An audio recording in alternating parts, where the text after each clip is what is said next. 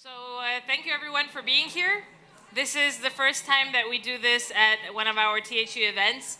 We decided to call this talk show or conversation, Let's Talk About This. We didn't specify the subject because in each gathering it's going to be different. So this episode is about animation. And we have some animation experts, one that you already got to hear, Richard Scott. I'm going to read your bios because I don't remember. There's too much stuff going on. So, okay, I'll start with Jimmy Kiddell. I said it right. That's Jimmy. Hi there. Jimmy is an award-winning director based in the Mills London studio. He initially set up the Mills art department and now leads a team of talented illustrators, concept artists, and matte painters. Do you confirm? Indeed. Yes. Good. Then we have Jaime Maestro, who is fair enough. Who is an animation director and 3D artist based in Valencia. He has been nominated for and won many awards, including 2 Goya Awards and an Annecy Crystal. He co-founded Blue Dream Studios Spain, which is about to release the animation feature Animal Crackers that he co-directed with Scott Sava and Tony Bancroft, the director of Mulan. Yeah. That's you. Yeah. Simone Giampaolo is a filmmaker from Switzerland who has had the chance to work as a director, animator, and pre-production artist throughout his career. He is currently working as a director and CG generalist in the commercial department at Blue Zoo Animation Studio in London. And then we have Richard Scott, co-founder and CEO at Axis Studios. Richard spent 5 years as a lead CG artist working in commercials, broadcast, and interactive entertainment, and is currently responsible for defining strategy, direction, and for the development of relationships with clients and production partners for Axis, Axis VFX, and Flaunt. That's the bio you sent me. do not play that. I didn't write it. No, I did. Okay. Yeah. That sounds really dull compared to everyone else. So I would like to invite the audience at home who's watching us to join the conversation because unfortunately the space was small. We couldn't have everyone here and some people live on the other side of the world. And they can ask us questions. So in the end we will have a Q&A with the people here and with the people at home who can send us their questions in the live chat or on our Facebook page as well. So, are you ready? Yeah. The question we're going to talk about today is live action versus animation. So modern technology allows filmmakers to blur the boundaries between animated and live action better than they ever have previously. A film is considered to be live action when it involves filming real people or animals, as contrasted with animation or computer-generated effects. This is the official Oxford Dictionary definition of live action. I Googled it, okay? But with so many of the elements of a live-action film being developed through 3D technology, what's the difference today? I don't know who feels brave enough to start. Simone has notes. Wow, it's going to be an interesting conversation. If you want, I can start with that. Well, first, sorry about my English. I'm from España, so I'm 20 years speaking bad English. And second thing is, say hi to the Animal Crackers team is here. Oh, you bought groupies. They are That's in the cheating. house, so let's talk about that. So I come from the animation side, so I'm a more purist about animation, and I have a clear idea more or less about what is animation. No? So we could say if we start from the definition, it's like animation comes from anima, it's a Latin word who means soul. And it could be bring soul to a character. But, so maybe it could be the same, so if we talk about live action or animation. But to me, animation is an art too, and the art is defined by the artist, and that's the main difference between both kind of works. So to me, the animation has to be done by an animator. So that's the main difference. If not, if it comes from an actor, to me it's something different, not worse or better, but it's like the next level of makeups or prosthetics or that kind of thing. So Okay. I So the will difference put for you is in the process. Yeah, exactly. So I will put the difference in the artist who is doing the job. What do you think, Jimmy? Do you agree? Well, I think it's really interesting because for me, I think a lot about what is the role of an animator, and for me, the animator is an actor. So I always look at it like that. I mean, I hear what you're saying about they're an artist, but I think actors are artists as well. It's like, can you give a character a soul? When you start off with any project, a character is really just some words on a page. So I think, in order to kind of push that, the idea that it could be, I think, just the idea that really we have some kind of really kind of amazing artists who work in our field, who can bring that out in what they do as a performer. I tend to think that every single person I work with is an artist, and so, I think trying to bring out the nature of that character and develop it is the absolute key. And I think that an animator will do that just as much as a seasoned actor will. You give them something to play with, and you try and inspire them and say, this is what we're trying to do with this character. Where can you take it? So, I think, do I agree? Well, I don't know. I'll let you decide. No, that's cool. We don't have to agree. So. And Richard, you work for Access. You do a lot of VFX as well. Do you see, is there still a big difference between live action and animation, or is it just... Well, I think one of the tools that we use a lot even in the fully CGI work that we do is we work with motion capture a lot, and that's sometimes frowned on by animators, and it's even frowned on by our own animators in our own studio. But I think it's how you use that. I agree with Jimmy. I think most of our animators are frustrated actors who are too shy to go in front of a camera. Yeah, it's that. And I think that's what you want from an animator. You want that desire to perform and to exaggerate and to draw out emotion. That's what makes great animators. But most of them are too shy to kind of be actors. But I think the motion capture thing for us is something that we use a lot. Sometimes we're working with A-list actors who are on the mocap stage and doing the performances.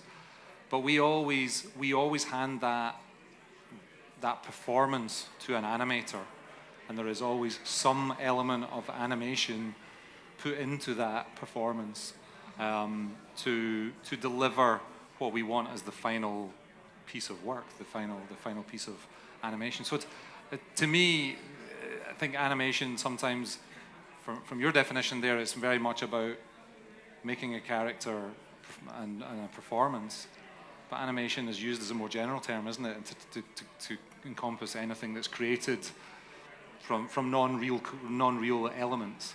And I think that's where motion capture comes in, as a kind of an animation tool. Sometimes we do motion capture and throw the motion capture away and never use it. Okay. But we do it because we want to experiment with the performance, just like the Disney guys did back when they were, filming themselves on a cine camera or whatever, and doing what they want, how they want to see their character perform. Mm-hmm. So Simone, you have a more traditional maybe approach, less VFXy approach to animation. Are you a frustrated actor inside?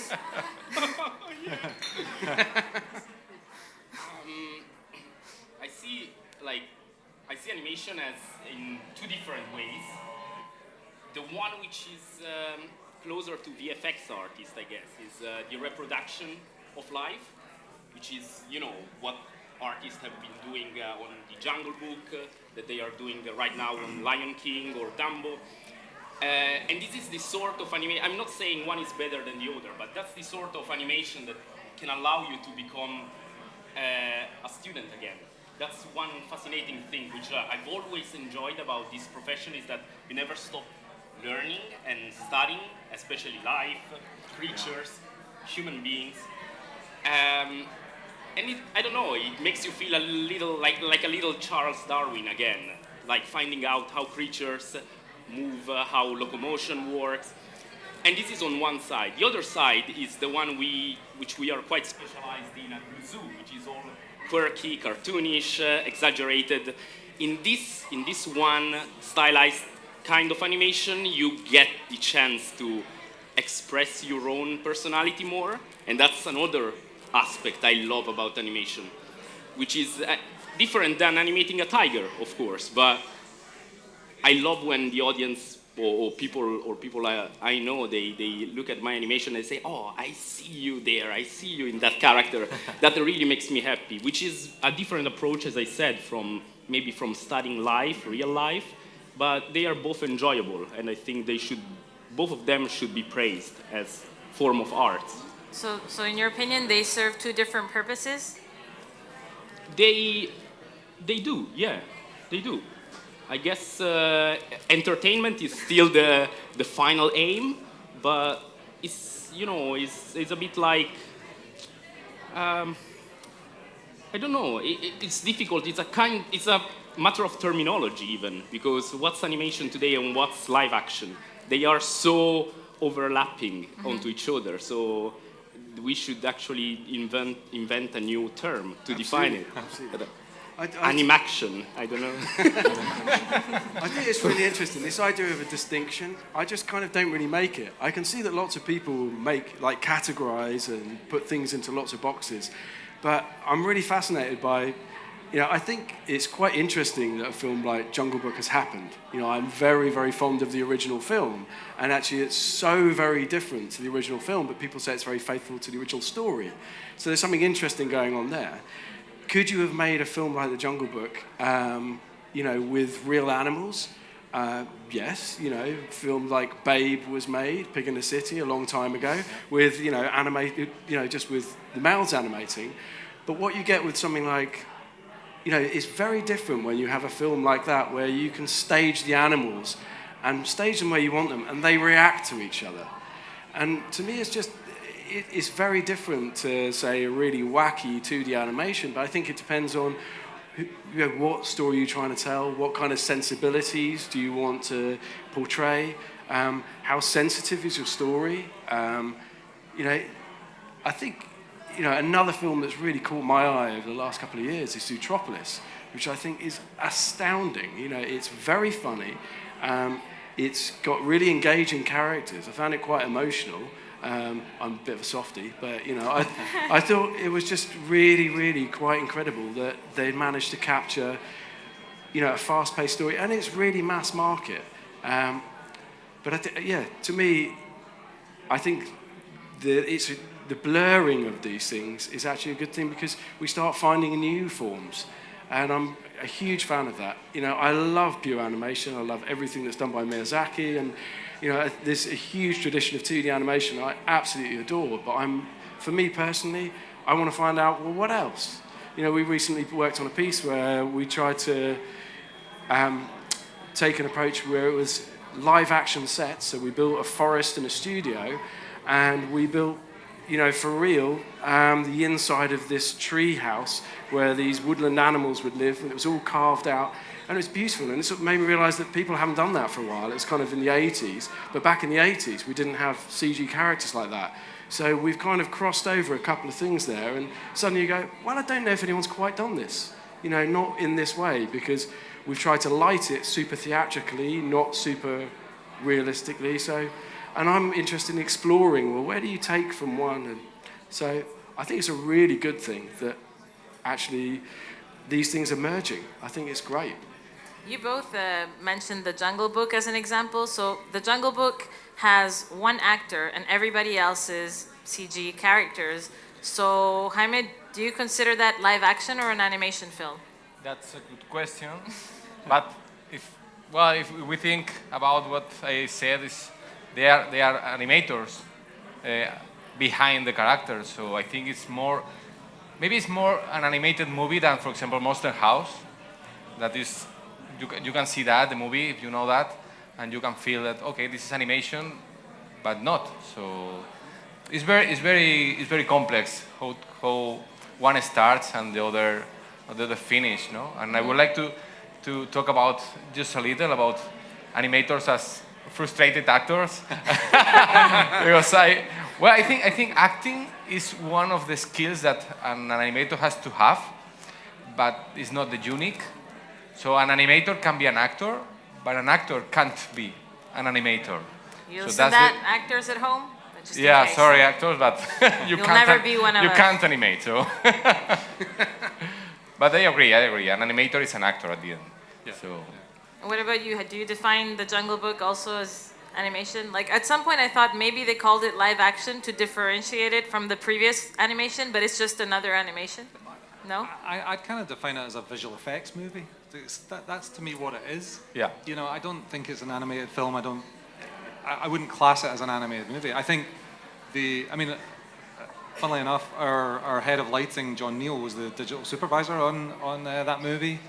And when he joined our studio, he said to me, you know, one of the things I think about Axis is that you treat CG as an art form and you're not trying to hide it. And to him, that was the difference between predominantly visual effects based projects where you're trying to make people think that it's real. You know, whereas even if you're using motion capture or any of those other elements, or as keyframed animation, or you're trying to put realistic shaders on stuff or whatever, you're still, from our perspective, we're kind of trying to treat the CG as an art form. Mm-hmm. And that's more like the way that you described. It's about being artists first. And I think the visual effects thing, that's why I'd call The Jungle Book a visual effects movie, because they don't want you to know what's real and what's not real. That's the whole point of it. But I think from a performance perspective, I agree with you. I think there are animators behind those performances, no matter how they were done. And without those animators, those performances wouldn't be on screen. It's that simple. Do you think that the prejudice that people have towards animation being something for children somewhat plays a role in the way we sell these movies to the audience? As in this extreme realism, which somewhat hides the fact that it's, you know, it's actually CG or it's animation, and wants you to believe you're watching a film with real actors when it's actually, you know, just drawings. Yes. Do you think Absolutely. it's... Yeah. Absolutely. Well, I think going back to The Jungle Book, if you were to make The Jungle Book as a 2D animated film, would it sell? You know, I don't know, because I found it to actually be quite an adult-themed film. You know, it's very, very different, I think, as an audience to something that's coming out of the sort of Disney studios or Pixar. But I don't think it's necessarily a bad thing. You know, as for your talk earlier, it's like, you know, let's just make more content for all ages. You know, it is crazy. I think that it's a two-way thing. We were saying earlier about in France, for example, there's a huge appetite for a very broad range of animation, and in Japan, and I think they're venerated as an art form there. I remember in the 80s here, we had Formations, which was fantastic. It would kind of put animation on a platform, some really interesting experimental things, you know, claymation, things like the Frank was seen by an audience who'd never seen it, these crazy claymation characters like tearing each other's faces apart, you know, what the hell is this, you know? But it was amazing. It was quite traumatizing when I was that young, but you kind of go, it's amazing. And I think it goes both ways. Yes, we're being sold a very niche thing, but it's because we have this thing where people want to categorize. Personally, I don't want to categorize. I want to say, this is entertainment. Take it or leave it. Does this entertain you? You know, and the difficulty there is, how do you sell that in distribution in your market? So I think it's a tricky thing. But for me, it's like, I look at anything and I go, is it VFX? I actually don't care anymore. I'm just literally, does this connect with me? Is this performance engaging? Is this a real human experience that makes me laugh or smile or cry? Or those are the things I look for. And, you know, there are bad scripts all over the place that don't deliver that with great effects. But, you know, it's always, I take my hat off to anyone that does it in a very simple way. You know, film that can do it with stick people and make you cry, that is an amazing film. And I saw one when I was a student, which was about someone who'd lost their leg, you know, as an amputee, and it was a charity film, and it was amazing, and it made me cry. And I was like, wow, that's just stick people, that's a phenomenal piece of work. So I think it's a good thing if we expose ourselves to more variety. Second time you tell us about how emotionally involved you get in animations. Yeah. So yeah. Yeah, I'll stop there. Things are getting better though, aren't they? Like in general, I'm a big believer of European productions, and I'm seeing that more and more films which have adult themes are coming out of Europe, coming out of European studios. I can bring an example to the table, to the round table, just from my country. Obviously I didn't work on it because I'm based in London, but they made a lovely, it's not CGI, a lovely stop motion feature film called My Life as Zucchini. Have you heard of it? Or simple technique, basic, as you said, almost stickman puppet figure. Beautifully done. It went to the Oscar this year. It didn't win, but it went to the Oscar as one of the best films worldwide, just because of that emotion they managed to convey. So, you know, whether CG or not, we don't need like realistic CG plants and jungles to make people cry. No. Is that more or less what you were trying to say, right? Yeah, I think you could have easily made. Well, you probably would have been criticised for remaking the Jungle Book as another animated film, because the original was an animated film that everyone remembers. It's untouchable. They hold it in their heart, all of that sort of stuff. So you kind of either don't remake it at all, or you have to go almost realistic. But again, it's somehow because you're catering for mainstream. I mean, My Life as Zucchini, great animation, but how many people actually watched it? Do you know what I mean? Because it's sold as an animation, presented as an animation, and people just generally tend to not go for that kind of thing because they don't realize how much animation they're already watching, right? True. I mean, I'm sure you work as an animator, so when you talk to people about what you do, the reaction is probably like, oh, so you draw cartoons for kids? Do you see what I mean? And I answer yes. Yeah. Because that's what we do at Blue. You asked the wrong guy. Okay, I know, I did. And I love it. My main audience is my two children. That's for definite. Oh, yeah? You know, every time I do anything, they're kind of like, yeah, that's not convincing. You know, no, that's lame, Daddy. You know, wow, okay. You know, I can pass stuff through the studio easily, but when it comes to my kids, they're like the most discerning audience. It's great. So, yeah. And they probably have very high expectations. They do, yeah. But don't let yourself be bullied by them. Yeah, I think it's part of the process, because years ago it was like the animation films, they were for kids. Now we changed the name. They are family films, so we are including more people, and the next step will be for everybody, for adults. They're just films. So yeah, exactly. Right. So it's just a different way to tell the story. story. I think it's part of the process, and it's happening already a lot of years ago in Japan. So you can see.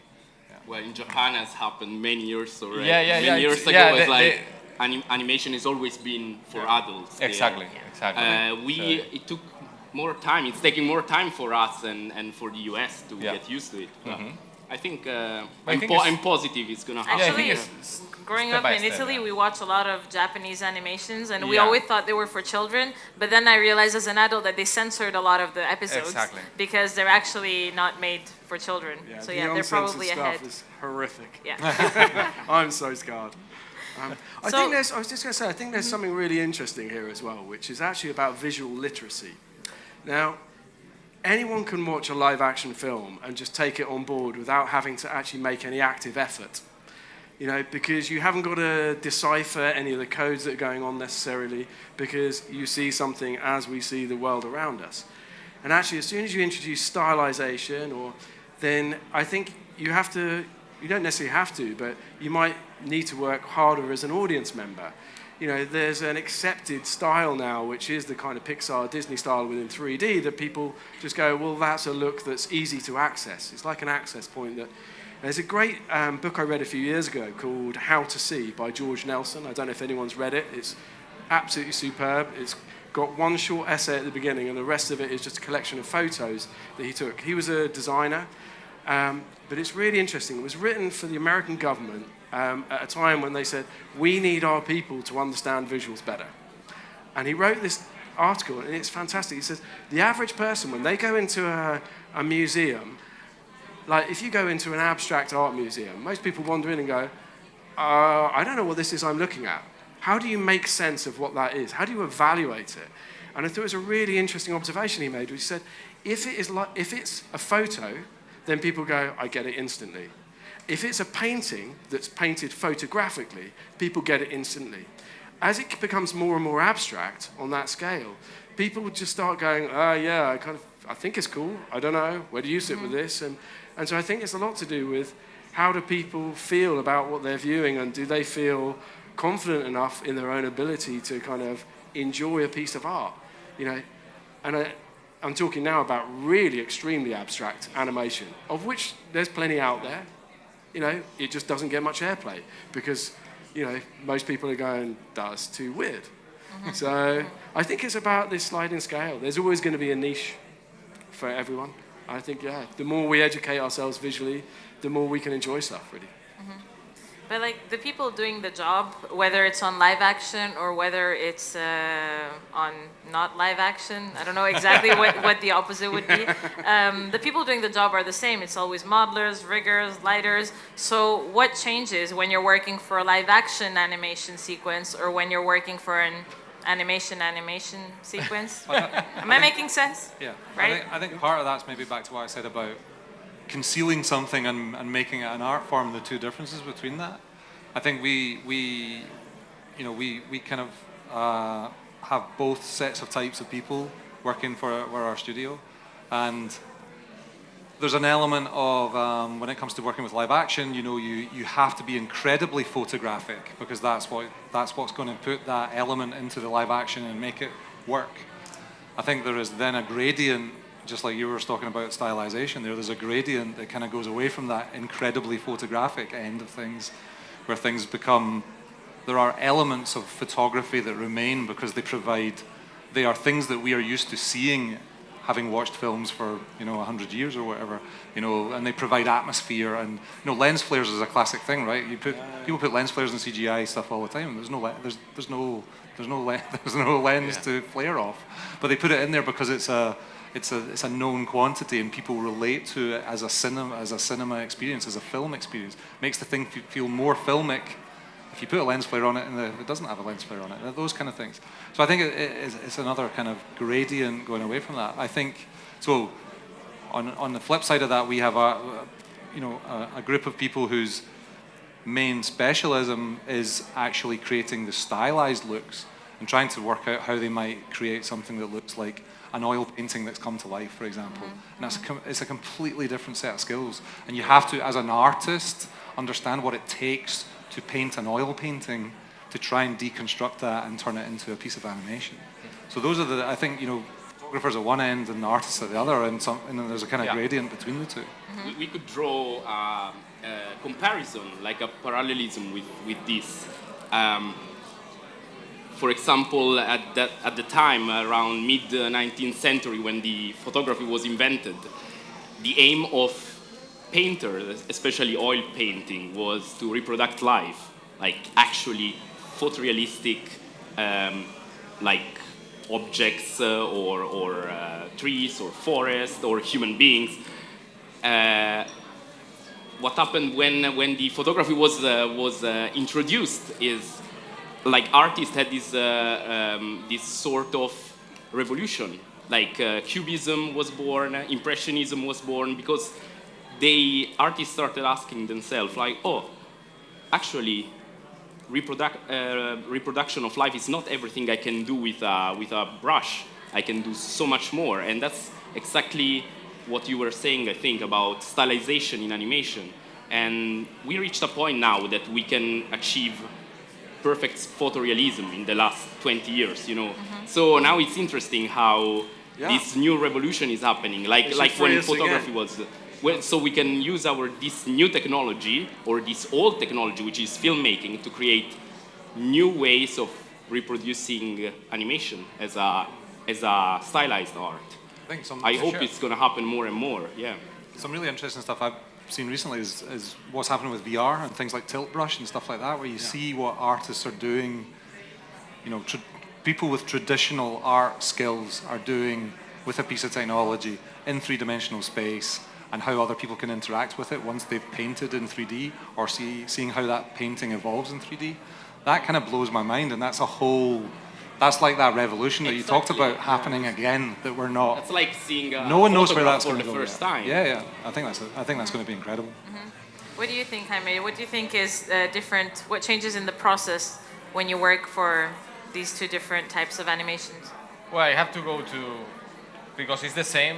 We use modelers, riggers, textures, shading artists, a gap here, actors, animators, then lighters, compers. So I think the main difference is who is doing the animation, who is making the animation. The rest is all the same. So, and a lot of the times, the difference is the style you are trying to put on the screen. So when you are trying to do realistic, it's much harder to do it in animation. So you need to go to motion capture. So you need to use a different language. And when you are trying to do something stylized, it's much difficult to do it with motion capture because you have to exaggerate everything. So maybe at the end is the kind of film you want to make. You know, in live-action movies like the recent Beauty and the Beast, for example, I found the characters of the chandelier and the teapot, which I used to find adorable in the animation, kind of creepy because they were so realistic. It was like, why is that chandelier talking? So I think there's an interesting thing there, which is that in the translation of those films, you know, they've kind of taken characters that people love and they haven't really adapted the designs for live action. And I think there's an assumption that you can just use a character that everyone loves and just kind of pretty much keep that IP as it was. But it's like, this is what fascinates me endlessly about animation, is it's, like I said, at the extreme end of abstractionism, you're creating a new language. No one's ever seen it before. So if you take something that they did in Disney, you know, kind of 30 years ago as a drawing, and you try and just turn that now into 3D, into photorealism, it's kind of, for me, it's missing the point. It's like, no, you have to create another language to make that work in that setting and in that environment. And, you know, one of the things there is, again, it's tone. You know, what's the tone of the film? The Jungle Book that was animated in 2D has such a different tone to the Jungle Book that was, you know, and so you can't just take the same set of ideas and performance styles and, you know, you've got to really rethink how's that going to work within the context of this film? And I don't know whether it's laziness or whether it's just hoping that people recognize those characters and will then come and see them again or whatever it is. I guess the audience is mostly just nostalgic people who grew up in the 80s because, I mean, there's no... Guilty? Yeah. But that's the point, like, there's no, like, a lot of people have, some of these movies have had, like, box office records, even The Jungle Book itself, and it's like, people are not interested in new stories, you know? So, do you think that's the case? Simone, you side. No, there is an interesting aspect about what you said. Is I made a little cheeky research last night, and I found out this suspension of disbelief. Do you know what suspension of disbelief is? It's like this this amazing trick that human beings have to switch questioning what they are seeing and try and get along with the story and enjoying the story. So they don't question the chandelier talking because they see it stylized and they get along with that and they ride with the characters the storyline.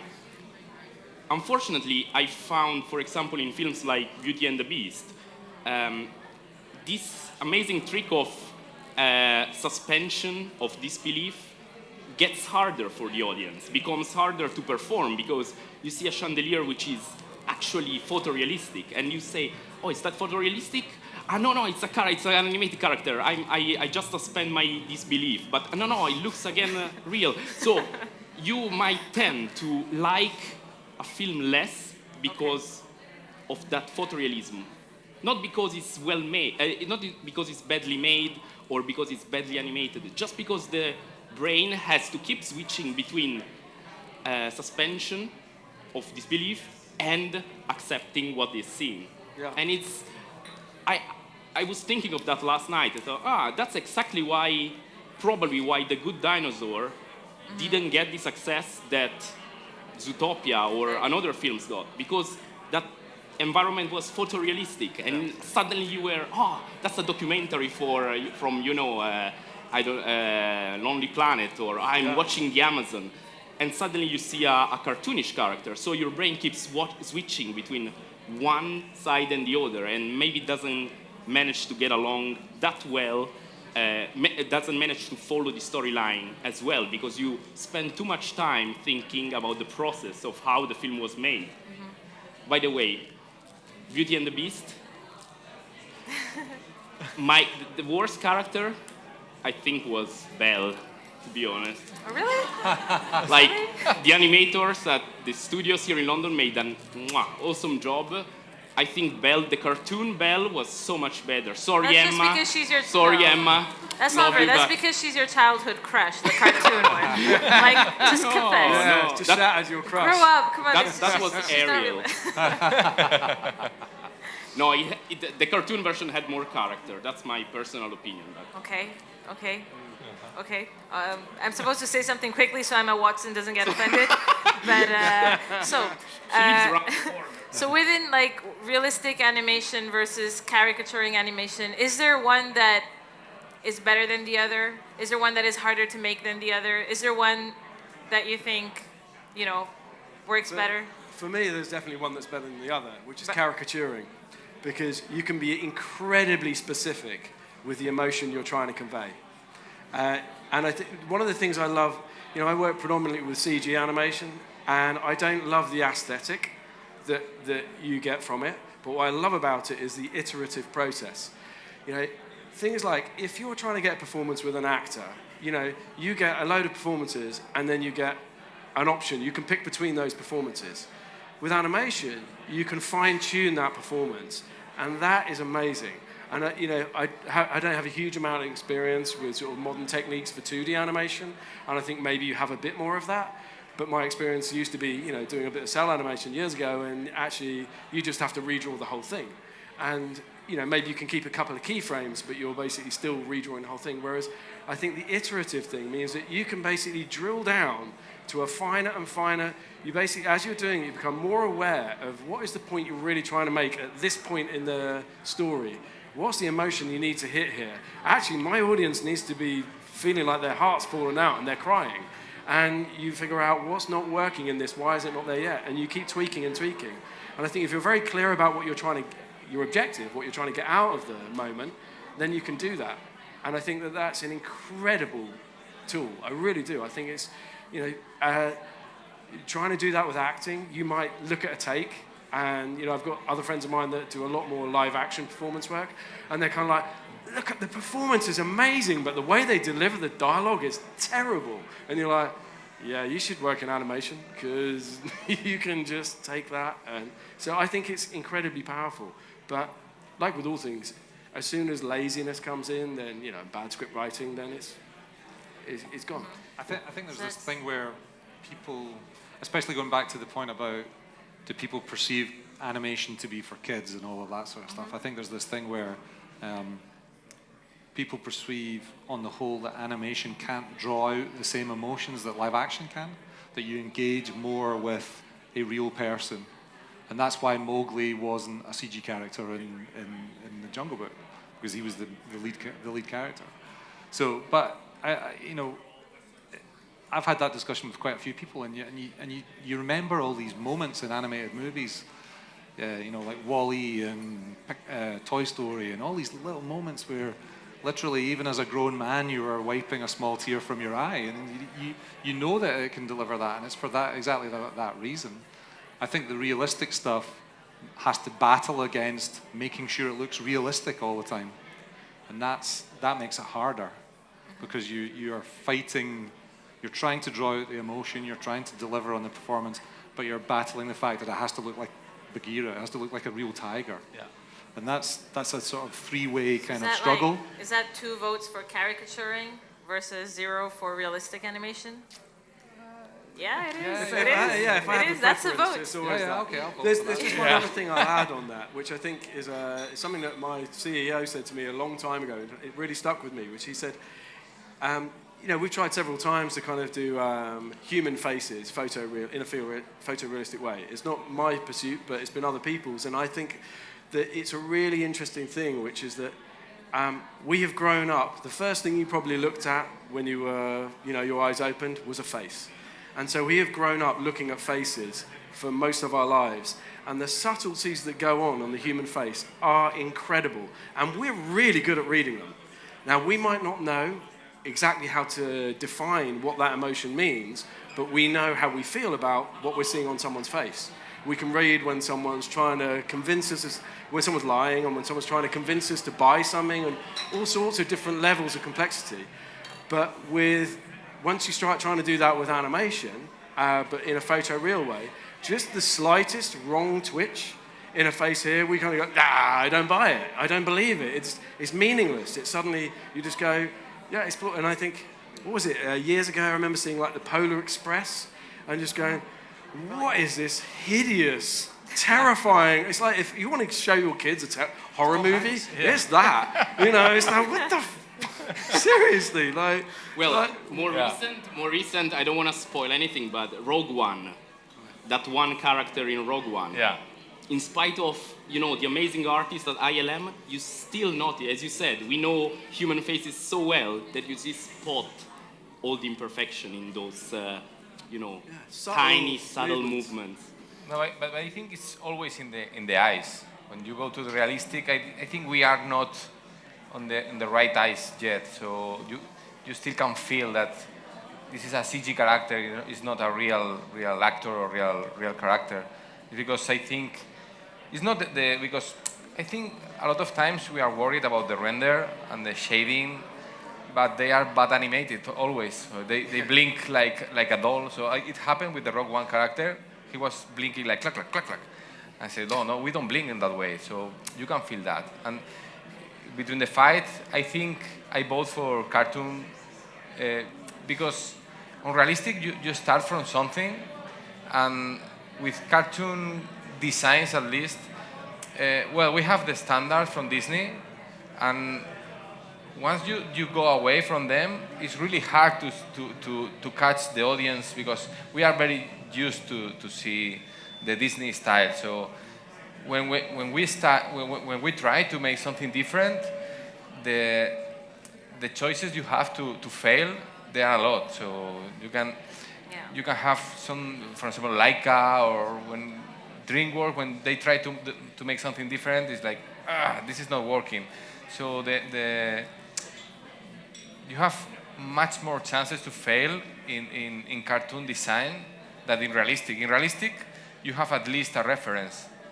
You want to make a monster, you can go to the nature. So to have bugs or a lot of animals. A monster in nature, but yeah, I see your point. But sometimes these animations change your perception of reality as well. I mean, growing up with Disney films, I always thought the difference between male and female animals is the eyelashes. Yeah. And then I was in the Seychelles trying to figure out which were the male turtles and which were the female, and none of them have eyelashes. So I was like, Disney, what did you do to me? But yeah, sometimes we exaggerate certain things, and then it's hard to relate. Yeah, but this is a style that already works, and we are very used to see that.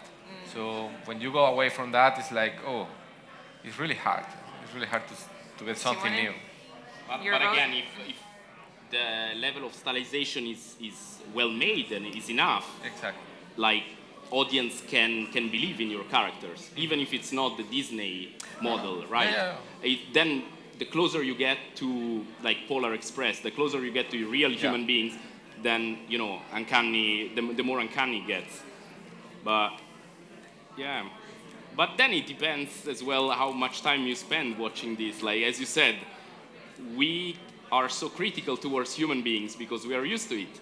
And we believe like, that tiger in Life of Pi is so well made. It's like, maybe if we were tigers, we would also be like, that tiger is... It's not really... I'm not buying it. Actually, It's a CG tiger. I don't buy... It's just because like we are less used to see creatures, so we buy the creature. The realism. I think part of it also about there's a thing about putting something into a live action plate that helps trick your brain automatically that doesn't happen in animation. So when you're doing something that's pure CG, like Polar Express, and everything's trying to be photorealistic or as realistic as you can make it, you've got no live action plate to ground it in. It's much harder. If you've got, if you're doing Jurassic Park, you watch Jurassic Park now and you go, well, that doesn't really look as real as I remember it looking, but it was the live action plate plus the actors plus the CG made my brain go, yeah, I get it. Those dinosaurs are right there, So I think that's another kind of factor when you're trying to go more realistic with entirely CG stuff. From the perspective of a CEO, like, how is it, like, is it even convenient? Like, which one is more convenient to a production company? Like, how, if you have CG, animation, plus actors, just to pay the bills, it ends up being quite expensive. Wouldn't it be easier to do either a movie or an animation? Yeah, I mean, I think people on the whole, I would suggest, you get two extreme camps on animation, I think, where people think animation is it must be cheap to make because it's just a bunch of artists and it doesn't cost a lot of money, right? It doesn't take long to do. It's not hugely labor intensive. And then you get the other people who think that it's so ridiculously expensive that you could never make an animated movie for less than $100 million.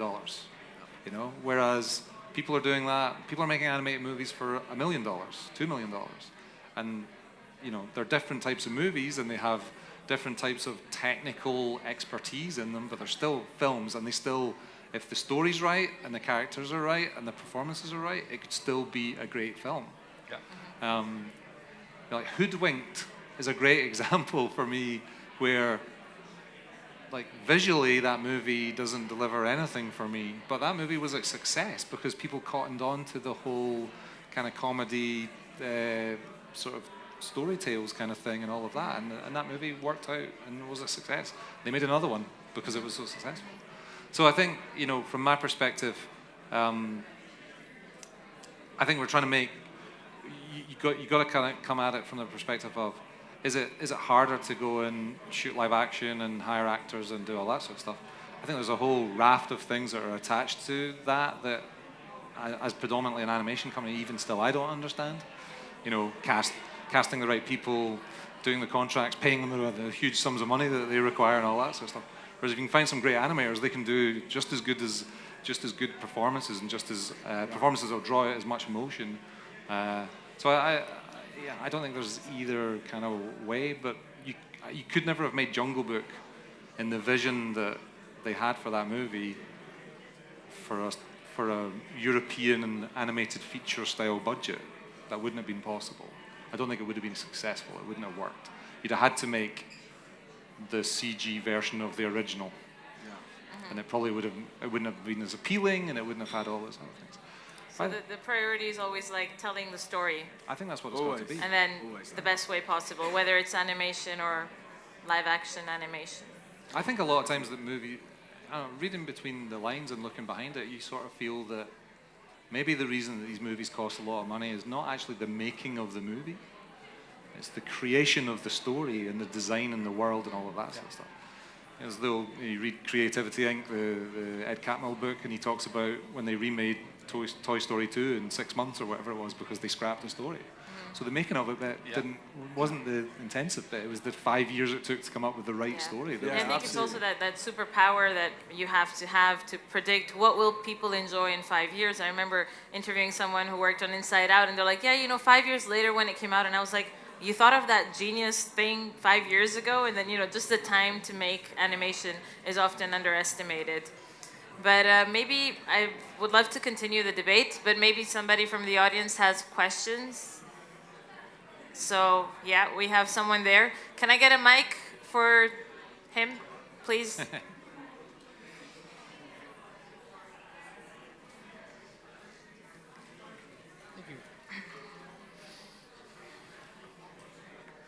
He wrote it down. He's got notes as well. Does it work? It's working. Yeah. All right. Can you also introduce yourself, please? Hi, I'm Pedro. Hello, Pedro. Hi, Pedro. And I haven't watched an animation for the past 7 days, right? No. but it could happen. My question is, what do you feel is the future of the digital medium, if for artists specifically, if the tech is evolving in a way in which technically there would be no need for artists in the near future, because it's evolving at a pace where you don't really, eventually you're not going to need artists to do what is necessary. That's my question. Did you hear the question? Yeah. Okay. Yeah, more or less. Anybody who feel free to answer? He's asking if we need artists for... He says that digital media is evolving in a way that in the near future we probably won't need artists anymore. I think Pedro is trying to make us angry. I'd say there's a simple answer actually, which is, do you consider it art? And if you consider what we make art, then it requires artists. It's that simple, you know? Yeah, but it's the same principle as driving, and technically where 20 years ago no one would thought that there would be self-driving cars, but now there is, because, and back then people wouldn't assume that there would be that little challenges that they overcome. It's not that I don't think a self-driving car moves my soul, whereas a well-told story often does. So I think that the comparison is maybe a bit off. But if not necessarily every artist is involved in the story part, they're involved. I'm talking about the technicality of it, not necessarily the story, because that's usually separate. Because if every artist involved in the making of a movie would have their input, there would be probably no movie. If they had like... Yeah, I really see it very, very differently, which is... so I have a principle on anything I direct, which is that I try and keep the politics away from the artists as much as possible.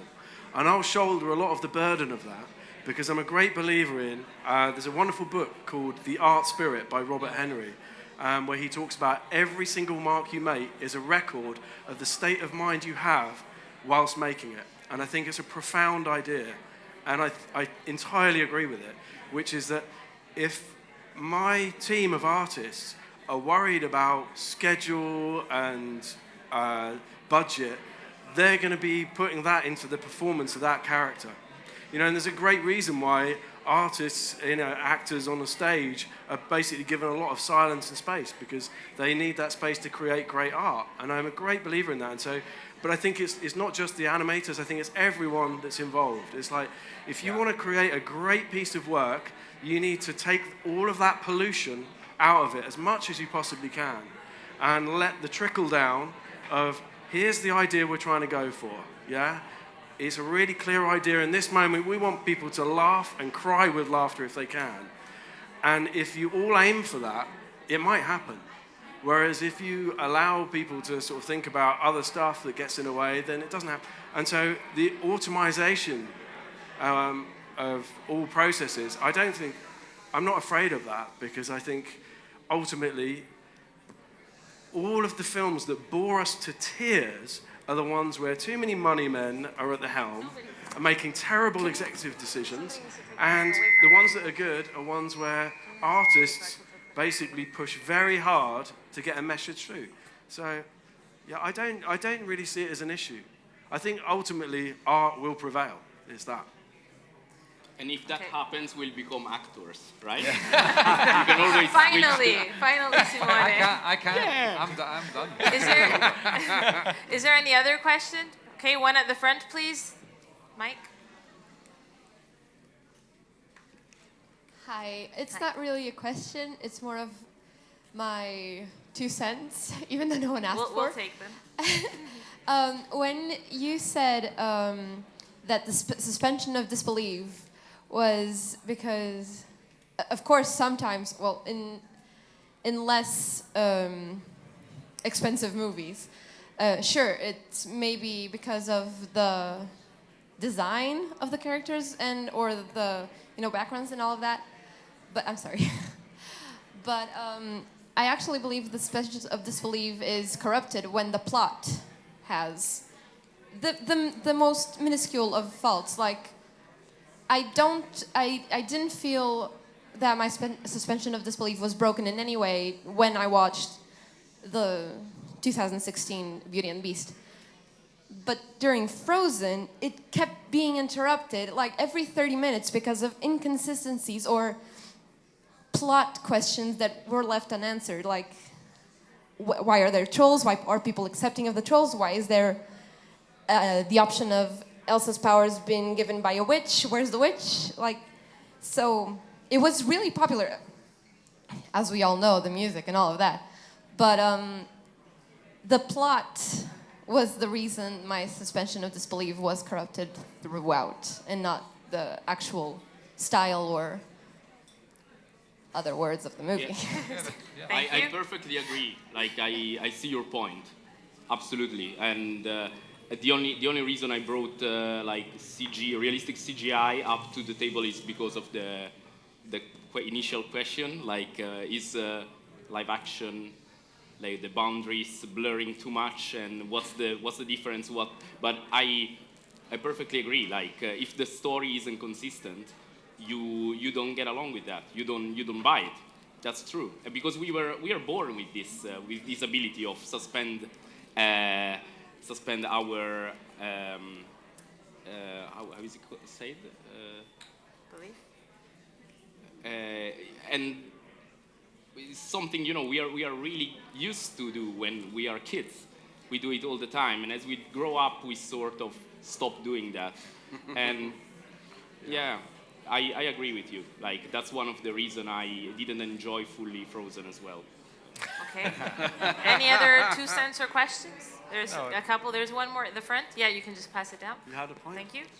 That's agree. That happened. Hi. Hi. Hi. I would like to not try to spoil Rogue One as well, but about that particular character, because we know that that particular character is long gone. Do we think that animation cannot be truly realistic or cannot truly be human because we know that the authenticity of that character is long gone? Or maybe we can restore the soul of the animation by, I don't know, doing it better. Well, I think it would be interesting to think if that wasn't that actor that everybody knows, and it was a new character that nobody knew, and it was done by ILM to the quality that they did that, would they notice as much that it wasn't? Yeah, it's a good point. Because Very good point. everyone looks at it and goes, that guy's dead. Like, it can't be him, right? So everyone starts questioning, how did they do that?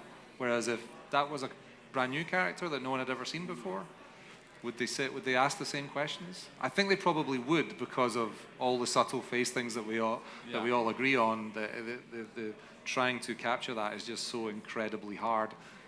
Even if you're using facial capture, if you're rotoscoping live action, if you're doing whatever, it's not just the movement; it's how the skin slides over the muscles and over the bones and all of that sort of stuff. So, but I think it would be interesting that if that was just a CG character, would most of the public It would be nice to pick it up? ask an opinion to someone who hasn't watched the original Star Wars and see what they think about that character. Like, well, let's put it this way. I went with my kids to that movie, and they didn't go, that guy's CGI, because they don't know who he is. They don't know who he is. I really, Okay. Any more questions? There was another one. Yeah, No? I'm just saying Yep. it's last questions here. Yep. Hi.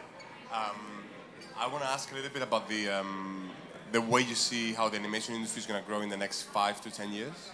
So companies like big mastodonic companies like DreamWorks or Pixar or Disney, they are starting to crumble a little bit. Companies like DreamWorks are closing departments in different countries every couple of months. There's new studios opening up in India and China. There's more money coming from China to movies. There's studios in Canada. There's different ways of financing a movie. So this idea of making films for $200 million is already a little bit dated, because there's companies like Laika or Warner Brothers that are making movies for 60 million or 70 million. So how do you see that growing into the future? Are the companies going to collaborate more? Is it going to be more of a collaborative effort instead of like a one big studio? Is it going to be more like tiny little things? Or how do you see that growing up into the future? I mean, Anyone? Yeah. Jaime, you want to start? Well, I think spending 200 millions in a movie, it's not well.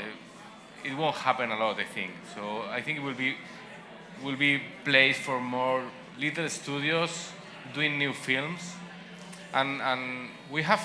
I think something is changing in the industry because, for example, Netflix. We don't know in 5 years if the films will be premiered in the theaters or directly on TV. So it will depend on the whole industry how it goes. So because maybe it will happen directly on the TV, and the theaters won't have so much audience, and they will lose a lot of people going there. So I think will be more competitive, and China is pushing really hard. Before the films were made in China, now it's in the opposite way. So they paint the films, and the films, for example, our film was made in Spain with Chinese money. So even in LA, they are doing films with Chinese money. So I think now there are winds of change on the environment. So let's see where we go. But I always I'm quite optimistic about that. So I think will be more animation, more animation studios doing features or films. But well, we'll see. Maybe it's a hope. Do you agree? You're nodding. Well, I think for me the more I kind of like spend time in LA and sort of wrap my head around what it makes to make, like there's no real American independent animation market for film. So if you want to make an animated movie in America, you have to make it inside inside the big studios. Yeah. And the big studios are big monolithic entities with overheads and people with expensive salaries and, you know, massive restaurants and whatever else inside them, and therefore a movie costs a certain amount of money to make, and it's not the studio's fault. It's just economics, right? Whereas I think so those studios are now those studios in terms of the creative part of those, not the actual execution, but the creative, where they're coming up with the ideas, they're looking for the scripts, their development, all of that sort of stuff, are now already looking at saying, we can't make all of our movies for 80 or 90 or even $60 million because there's too much. There's a lot of competition in that space. We want to make different types of films. So they now are looking at how can we make a movie for $20 million, but not how can we, as in their studio that they have already built that has all those elements to it. How can we get that movie made? Where can we make that movie? Outsource? Yeah. Okay. And they want to, and they're looking around the world at different people, and the barrier to, the reason that movies used to cost $200 million was the barrier to making that film was massive, and you needed all this infrastructure and stuff, and TDs and software engineers and all of that sort of stuff. But now you can achieve that similar kind of quality with much less infrastructure and much less overhead. So actually, I can see good quality CG features, for example, being made on lower and lower budgets, but irrespective of all that, if they don't have good stories, they'll fail. So. Yeah. That's always what we come back to. So unfortunately, we have no more time for in-house questions. Do we have one from home? Yeah. Can we take one? We actually have a bunch from online. We have, as you know, we're all broadcasting live, so we have a lot of questions that are coming in. Unfortunately, we only have time for one, so I'm going to pick one from Adrian Smith, who asked on Facebook, will animation have more important emphasis with the increase in popularity of VR and AR coming in? Yeah, interesting. That's an area that we've sort of been investigating quite a lot. My personal view at the moment is that I don't see it as a narrative medium. Other people do. Personally, I don't particularly, and so I think if it's not a narrative medium, then it limits to some degree what kinds of projects you'll produce in it. It might just be that we haven't yet, you know, just like with film, at the dawn of film, no one knew really how to work with film grammar. But we did have theatre. I think this is a very different thing because you're kind of inside the theatre. So I think, I think it's a very open question, that one. How will people take it up? I think there are certain areas where it's obviously it works very well, which is like an experience-driven piece. So like gaming, for example, I think is an obvious space for VR. I mean, we are experimenting with several things, but still my personal view is, it's a very strange thing to be in an essentially active environment where you're still a passive participant if it's narrative. So I think I might have just basically asked another panel question anyway. So thank you, everyone. I'm Rosie from Foundry, so I want to thank you on behalf of us and everyone else for being here. I've got a small word from Andre. Let me just get it up. Andre is watching at home. Hi, Andre. Hi, Andre. Everyone say hi. Yeah. And Andre's message, I really want to thank you all who came to this event, everyone. Particularly Richie, Jamie, Jimmy, Simon, Richard, and I have another list actually. Sorry, yeah. And to all attendees, all the love in the world. Grayson, Robert, Rosie, and Adele, you guys rock, and an incredibly talented team. I love you all, and I love everyone here. Thank you. So that was. Thank you. Okay.